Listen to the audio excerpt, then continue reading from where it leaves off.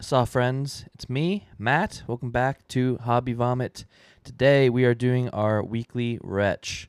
And this is going to be a bit of a weird one because I'm doing 2 weeks. Kind of going to get everybody caught up on what I did the last 2 weeks. So Ian was nice enough to jump on last week and do a weekly retch of what he was playing and watching and reading, etc.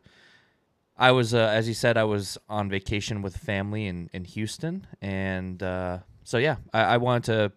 I didn't want to disregard what I did that week, so I'm just gonna do 2 weeks worth here. It's not. It's honestly a lot of doubling up, so it's not gonna cause it to be too much longer. At least I don't think so. So yeah, let's get right into it.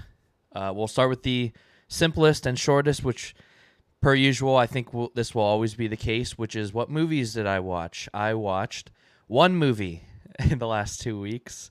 Slacking. I'm slacking big time. So I went and saw Presents. My girlfriend and I went and saw Presents, which is a really interesting film. It's by Neon, I believe, and it's just a unique.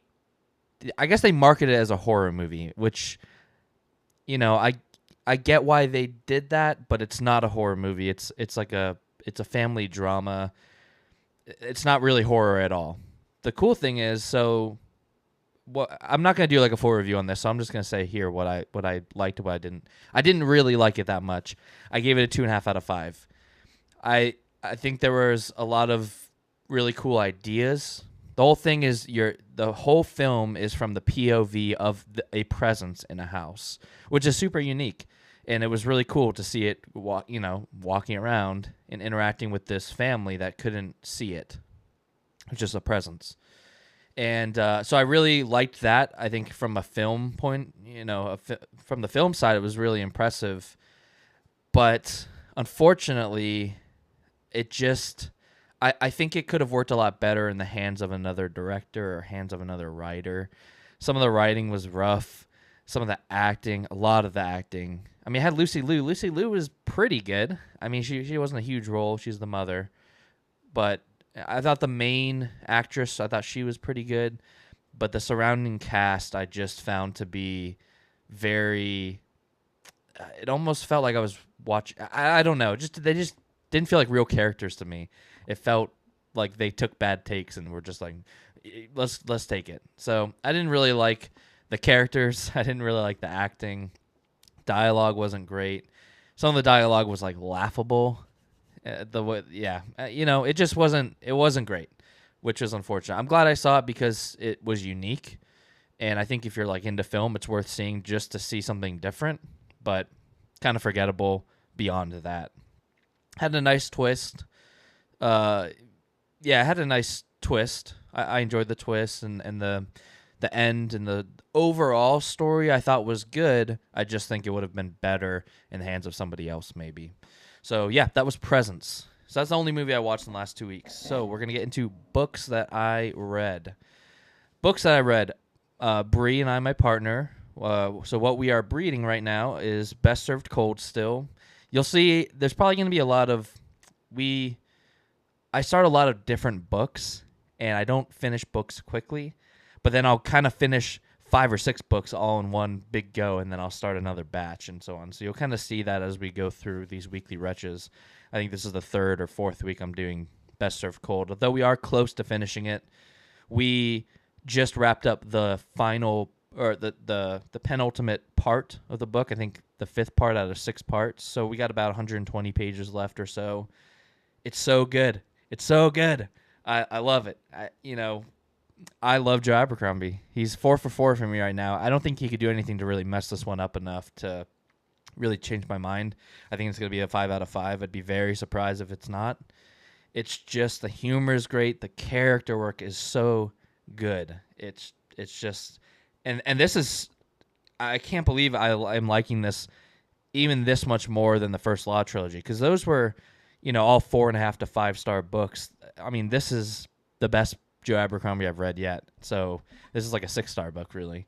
But it is very, very good. I can't wait to I'm sad that we're going to finish it.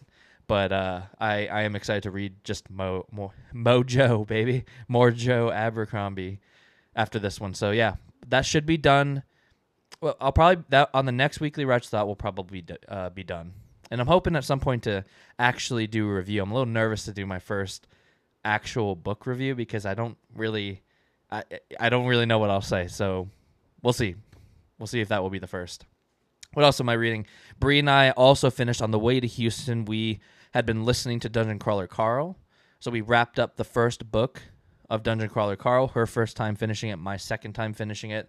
I liked it a little bit more this time. I think the first time I gave it like a 3.25. This time I gave it a 3.5. I think there's a lot to love of this book, especially in the audiobook format, which I don't normally love, and I still have the same problems where I'll find myself zoning out a little bit. But man, this is just by far the best narrator I've listened to. He's great with all the different voices. So if you like audiobooks, I think this is a home run if you're into this type of book. So again, it's a lit RPG. There's a lot of stats and stuff like that, and that's the part I didn't love. There'd be some really great highs, the high highs, and then it would slow down to tell me about their stat building and their items and their gear that they unlocked or the rules of the dungeon. And I just think when a third of the book is that, the pacing just didn't quite work for me. But there's a lot of setup, and we are excited to start book 2. So the humor really works for me. I think if you like video games and you like, it's kind of like a Rick and Morty-ish, or if you've listened to the podcast Adventure Zone, not Adventure Time, Adventure Zone, with the three brothers and their dad playing D&D. Honestly, it kind of felt like that. Like I was listening to a live action or a live podcast of people playing D&D, but with a humor that works for my style. So I'm excited to move on to the second book to see if that works a little bit better for me. I mean, I think 3.5 is, it's nothing to sneeze at. I think it's perfectly serviceable for what it is, above average. I just think I can see the potential, right? If in the subsequent books, if that stat, if those slowdowns kind of weed their way out and we just get more story, I think I can see why it becomes people's all-time favorite series or just a popular series. So that's Dungeon Crawler Carl. We wrap that up, hoping to start book 2 soon. Next, I did not do any reading on The Engineer. That's the book I'm trying to solo audiobook, and I'm just not finding myself having the time for it. So Speaks the Nightbird by Robert McCammon. That's still my nighttime read, and I'm slowly churning away. I'm only a couple chapters in, really, because I didn't get to do a ton of reading when I was on vacation. But, man, I'm like 8 chapters in now out of like 35. It's a big old chonker. I think it was 2 books originally, and they threw them together into a big novel. So it's really a 2-parter. But, man, it's good. I see why a lot of people compare Robert McCammon to Stephen King. His character work is great. And yeah, I don't know, something about when it was pitched to me, it takes place just after the witch trials, like just after, like a year or 2 after, I believe. And it's in this town in the Carolinas, and there's what they believe to be a witch ruining their crops and bringing disease. And as much as the witch trials I find interesting, history is just not my jam. I'm not a big history buff. So when that was pitched to me, just like, it's a magistrate and his, I can't remember what Matthew Corbett, the main character, honestly, he doesn't even feel like the main character just yet, but it's called the Matthew Corbett series. So I'm assuming it will just be, he'll kind of get the forefront at some point. He's like his page, though. And they're just going to this town to investigate. And it's been slow so far, but in a way that doesn't bother me at all because the character building is so good that I'm just here to read for the kind of day in the life right now. They've made it to the town, and they're kind of going to start their investigation soon. So that's where I'm at there. Really enjoying it. And the last book I'm reading right now is called Curse of the Mistwraith by Janie Wirtz. This is the first book of War and Light and Shadow. I think I mentioned last time that I don't know. Well, let me start by saying I'm really enjoying it. I think it's extremely well written. The prose is beautiful. It's very classical fantasy. At least it seems like that. I've not read a ton of classic fantasy, but from what I know, I think this is, it came out during many years ago. I think decades ago. So I think the age is showing, not in a bad way. I just think it is. It's a result of its time. I am really enjoying it. It's a heavy book. It's a big book, and I was doing a couple of these. Speaks the Nightbird, which is the Robert McCammon. That's the first book in a 10-book series. Curse of the Mistwraith is the first book in a 10-book series, and I'm also doing the Malazan read along with the same channel. So I've just finished Gardens of the Moon last time. That's the first book of a 10-book series, and I talked a little bit last time about how I might kind of shelf Wars of Light and Shadow or the Curse of the Mistwraith series. And I think after more thinking, I am going to do that. I am going to finish this book because I like it. I really like it. I don't want to DNF it. So I'm going to finish it and then I'm going to shelf it. I just don't think it's fair to this series because it just demands your time. And it demands your time and your attention. And right now, I'm loving Malazan so much that I think I'm doing a disservice to Jenny Wirtz and her series by reading it at the same time, because that's kind of what I think most human brains will do. If you're reading two long series or you're watching two TV shows, subconsciously you're going to just compare. You're going to want to watch one more than the other. I think, or at least my brain is like that. So I just don't think that's fair to this series that I do really want to read and dedicate my time to. So I think I'm going to shelf it for now and just revisit down the road. But again, I'm halfway through. I'm really liking it a lot. It is very slow, very wordy. But man, she just paints a picture that it's pretty next level.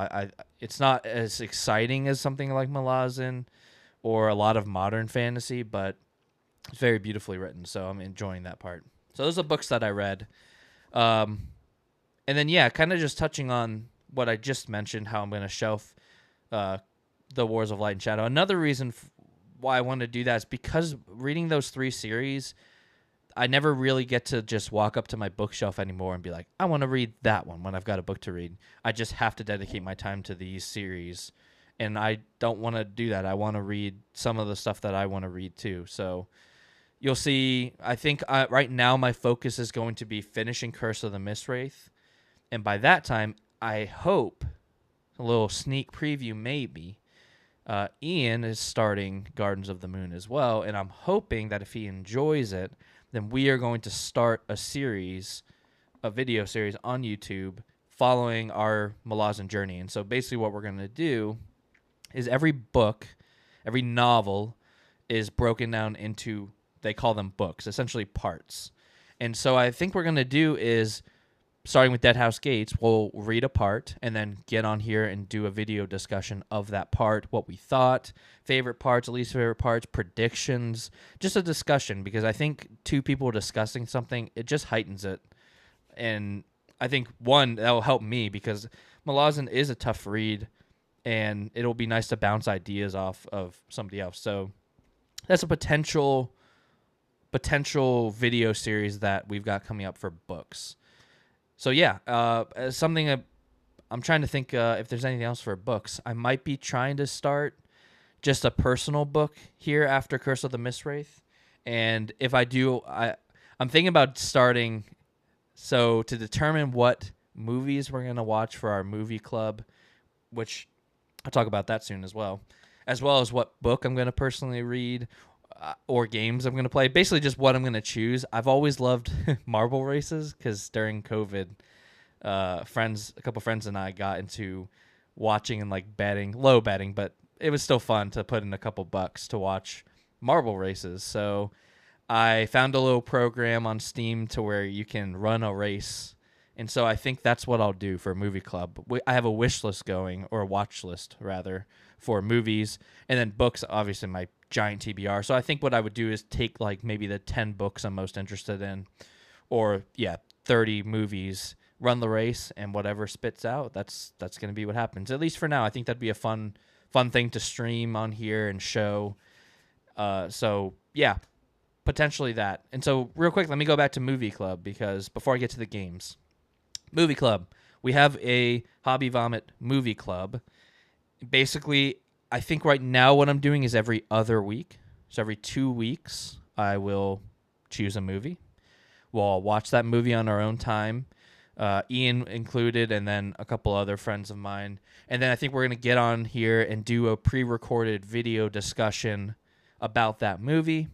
And in that same video, while we're all there, we will run that marble race to see what our next movie is going to be, and so on and so forth. So every 2 weeks, you can expect, hopefully, we'll see if we keep up with it, but every 2 weeks, hopefully a 30, 45-minute movie discussion for what movie we watched that week. And if anyone is interested in joining the movie club, just let me know. I have got a link to Letterboxd where I'll keep updated what movie we're watching. And if you ever want to join our discussion, just let me know. All right, movies.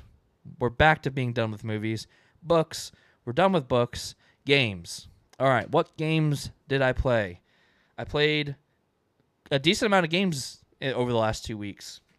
So let me start with, it's kind of an honorable mention because it's not technically a board game, but my brother brought this 3D puzzle. Think like a Rubik's Cube, but instead of it being the shape, or just think of a cube, if you will. And on each side of that, there's a puzzle where you're trying to guide a little metal ball through that puzzle, and you have to mess with little gears or solve puzzles and then remove things, or so on and so forth. So he brought that to the weekend, and he wanted me to solve that by the end of the weekend. So I did get to do that, not without his help. It was, some of the sides were extremely tough, but fair, just tough. But I did finish it with a little bit of help, but it was very fun. It was super cool. So kind of honorable mention because it's not a board game. But all right, real games now, guys. Real games. I played Earth 3 times. Earth is a engine builder, a tableau builder. Kind of think Terraforming Mars or Ark Nova. It fits into that. There's a huge stack of cards with variable scoring conditions. But the thing that's great about Earth is that it plays in about a quarter of the time as Ark Nova or Terraforming Mars. It's extremely quick, especially solo. You're building out a tableau of 16 cards, 4x4, or max. It might end before there, but it's got the action selection of like Race for the Galaxy or something like that, where you choose one of 4 actions. You get that action, and then everybody else at the table gets the same kind of action, but a lesser of that action. So solo, you're playing against a bot. Same thing. You'll take your turn. That bot will flip a card that will corresponds to one of those actions, so you get a little something as well. And yeah, you're just building out a tableau, trying to make synergies and be efficient. And I love Earth. It kind of came and went. Some people, engine builders are such an interesting category of board games because, people love them for one reason but hate them for the same reason. Like I love Earth and Ark Nova I love the huge stack of cards because it makes my game different every time. But then there are people out there that really don't like that because they think if you draw a better opening hand of cards, you'll just win because luck didn't give them the card draw that they wanted. I don't know if I agree with that. I don't agree with that, actually. Maybe at an extremely high level of play, but the level I'm playing at, I don't really care. I love having the variety and getting to solve that puzzle. And, man, Earth, you could tell. The other thing about Earth is that every card is balanced. And this is another. It's so interesting because, people will give that argument that it's, games like Ark Nova aren't balanced because the card draw.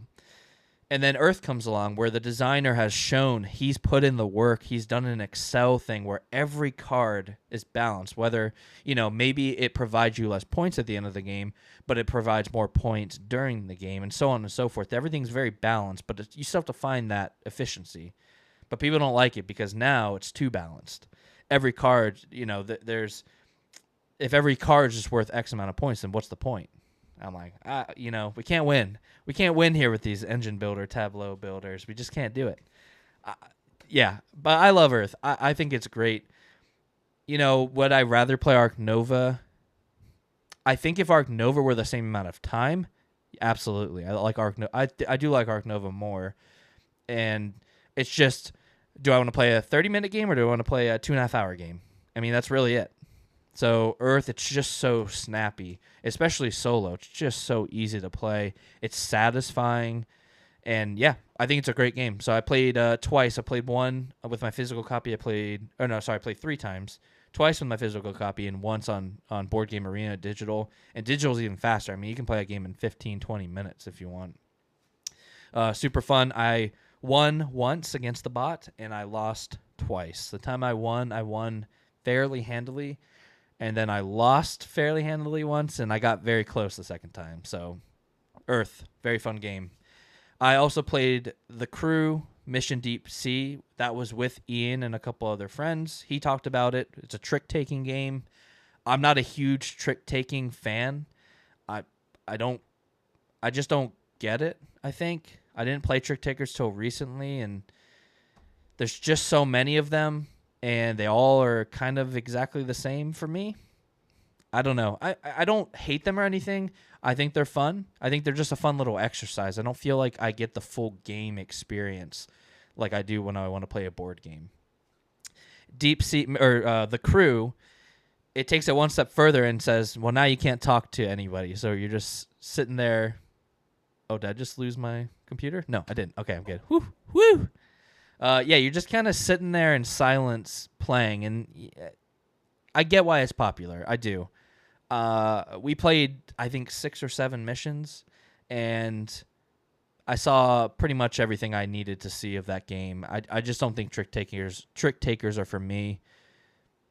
I would play them. I don't think I'd ever say no to one, but I don't personally feel the interest to play all the way through The Crew or something like that. Although I will say, I didn't play it this week, but I have played one trick taker that I really genuinely loved, and that was, I think it was like something with Dr. Jekyll and Mr. Hyde versus Scotland Yard or something like that. So I think it's just an exclusively 2-player co-op trick taker. I think that's what it is. I played that a couple times with a buddy, and I really liked it. I was surprised at how much I liked it, because I kind of went in thinking like, oh, another trick taker. Here we go. What's the little twist on the trick taker? And we played quite a few times, and I was like, wow, I had a really good time playing that. So I think there's maybe the right one out there for me. Who knows? I know the Lord of the Rings one that's out right now is really popular, so I'd like to try that and see. But yeah, The Crew, perfectly fine. Didn't blow me away or anything. I played Revive again. The solo mode by Cell. I actually posted a video on this channel, so if you, like me, aren't in love with the Revive solo mode, you can see me run this solo mode that a fan made that I think is much better. It's super easy to run, and you can kind of see, I kind of do like a little tutorial, not of how to play Revive, but of how to play the bot. So you'll get to see how that bot runs and see if it's something you're interested in. But I got a little humbled in that game. I decided that I wanted to turn up the difficulty because, I don't know, not smart. But yeah, it wasn't a good choice. So I got a little humbled, but it was super fun. Super fun. I love Revive. I've never had a bad game of Revive, so it slaps. What else did I play? I played Teotihuacan. This is the 3rd time I've owned this game. I'm a big game buyer and seller. I like to go back, not as much anymore, but especially when I lived in Austin, I love to there was a big board game scene there, and if I wasn't playing a game, I'd just sell it. And then if there's a game I wanted to rebuy, I'd rebuy it. And so Teotihuacan has come and gone a few times. The reason why is because I love Teotihuacan. I've never not loved it. It's a great game. It's a Euro game. Basically, you're moving around the outside of the board with your dice. Your dice are like your workers, but you don't roll them. It's just the higher value they are that you'll tick them up manually as you take actions. The higher value are, the better actions they give. But then they can get old and die, essentially, and ascend, and then you got to reset them to 1.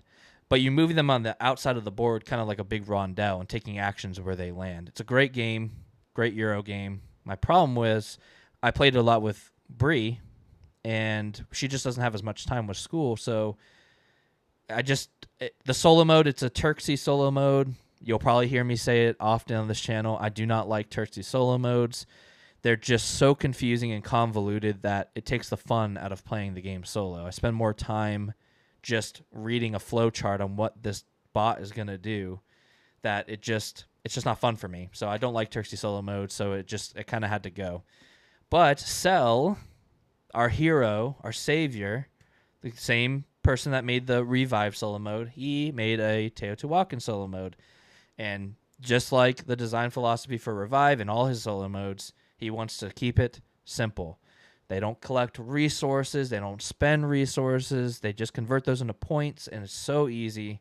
And so, yeah, he made one for Teotihuacan. I will say, so he actually takes half of the Turksey solo mode and uses its bones, and then strips out all the clunk and the mess. And yeah, I thought it was great. I got rocked. I got absolutely rocked by it, but I had a great time, and I'm hoping I'm gonna do like a Cell solo mode series on this channel in the same way I did with Revive. I'll play Teotihuacan and the others on Tabletop Simulator and post a video so that if anyone's interested in seeing how they work, then yeah, it'll be up there for you. So that might be the next one I do for that series. All right, 2 more games. Obsession. Obsession is like a Victorian era Euro. It is technically a Euro. It's extremely thematic. You're like hosting parties to try and gain favor and boost your family's reputation so you can bring more prestigious guests.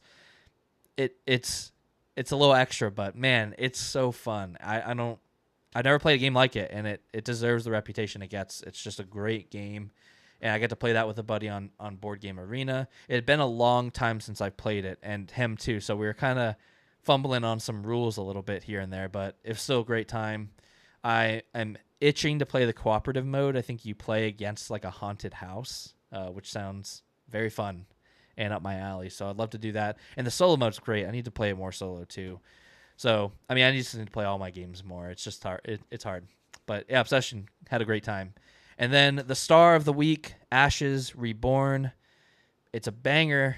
Such a banger. It's really, truly, for me, you know, I think there's certainly room for multiple LCGs to exist in a collection, and I've got multiple. I don't have Arkham anymore. I think Arkham, I'll never get Arkham again. I like Arkham enough on a first playthrough, but I think there's a lot of frustrations with that game that I have that I just don't think I'm interested in playing it much anymore. I'd rather play Cthulhu Death May Die, if I'm being honest. It gives me the same experience, but it's fun. That's the biggest difference. Do you want to have fun? You want to have fun when you're playing your games? Then play Cthulhu Death May Die. Do you want to bang your head against the wall with frustration, play 6 hours, and then the game tells you, ha, you got to restart? Play Arkham Horror LCG. You know? That's just my take. But so Arkham's gone. Lord of the Rings. It's good. It's good. I want to play it more. There was a time where I played a lot of it. The arts, wow, so good. It's so good. The card layout's excellent. Some of the earlier quests are, bang your head against the wall for sure. But co-op, I've liked it a lot more. And then Marvel's just kind of the GOAT for me.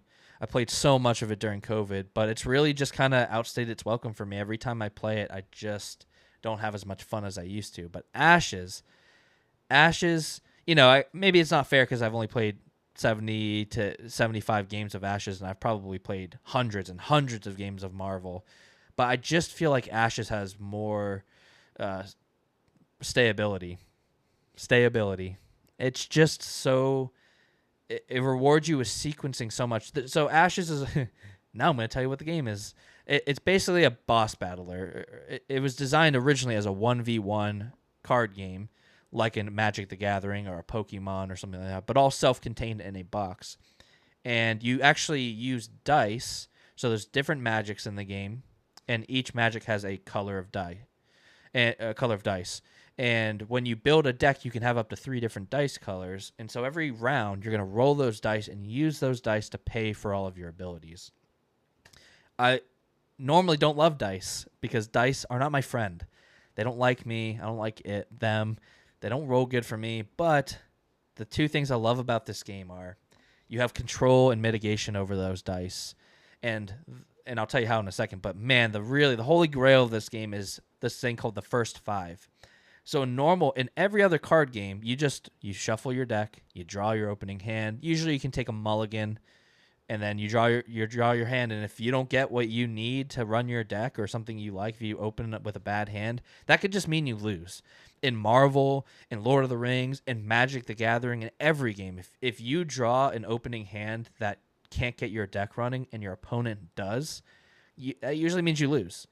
In this game, you get to literally pick your first 5 cards. So you just say, I want this card in my opening hand, this card in my opening hand. So you've got total control. And then with the dice, when you roll them, maybe they don't roll to the side you want, but there's an action in the game you can do as many times as you want, to an extent, called meditating, and you're just burning cards off the top of your deck to change dice to what side you want. So that means in your opening 5, you can guarantee you can play all 5 of those cards, and I love that because you always set yourself up for success. And the other thing that's cool is, unlike Marvel or the other LCGs where you're choosing like an aspect, or yeah, let's say I'm playing Marvel, right? So I have to choose an aspect. So I take my hero cards, and I have to choose one of the 4 aspects, and those are the cards I can use to build my deck. In Ashes, there's no restrictions. You can use any card in any deck with the exception of one. Every Phoenixborn, who are the heroes, have a single card, 3 copies of a single card usually, and that's unique. Only they can use that in their deck. So that the deck building possibilities are endless. And even with that being said, with me being, 75 games in, I'm still only using the pre-con decks because they're actually good. Marvel, please take a note out of their book, because Marvel pre-cons are so bad they're unplayable. It's just a packaging thing. You just take them apart right away. But these are genuinely good enough to where you can play against the lowest level of the Chimera, the bad guys, and do fine. But, man, this game's so good. It really rewards sequencing, and it really does give that 1v1 Magic kind of TCG feel. And now a couple of these games I actually played co-op, so you play 2v1, and the Chimera acts against both of you. Just a super clever system, an insane amount of replayability, and it's never missed for me. It's just always been good, and I'm always excited to play it. And there's so much content. I've barely still scratched the surface, even just with the pre-con. So, great game, super exciting. I'll probably be playing a lot more of that in the future. And I do think that will be a game that I do stream on one of our Fridays that I stream games. Or not stream, but record and put a live play up. I keep calling them live plays. Whatever they're going to be. Technically, it's not live. A pre-recorded play of my game. So, we did it. We went through movies. We went through books. We went through games. What else have I been doing? Ian talked a little bit. Been playing some VR with him. We've been started No Man's Sky. That's been really fun. What else have I been playing? Just video game wise, Overwatch, baby. Play a little bit of Marvel Rivals, but let's be honest, guys, it's not Overwatch. But all right, I think that's it. It's this was a little bit of a long one. We hit over 30 minutes because I did try to get 2 weeks in here. But upcoming week, I think what I'm going to do is start to solidify a schedule. So I think like Sundays are going to be Weekly Retch. Sundays will always be Weekly Retch. Mondays will be when I post about movies. If there is a post about movies, it will be on a Monday. Tuesdays. So yeah, I kind of got a little thing. So like Weekly Retch will be Sunday. Movie Monday, right? All right, stay with me. Book, but Tuesdays. Right? Board game, but Thursdays. And then Weekly Retch was Sundays. So it kind of rolls off the tongue, makes it easy to remember, right? So yeah, I think those will kind of be our days. Oh, and live stream / live play / pre-recorded play Fridays. That we'll have those as well. So yeah, I think just that way it's a little more consistent to where if you are only interested in book content, then if I post on a Tuesday, then it's book relevant. It makes it easier for you. You don't have to siphon through all the unwanted, noise. So yes, that is it. That is the Weekly Retch. We did it. Thank you. I'm Matt. This is Hobby Vomit. We will see you next time. Goodbye.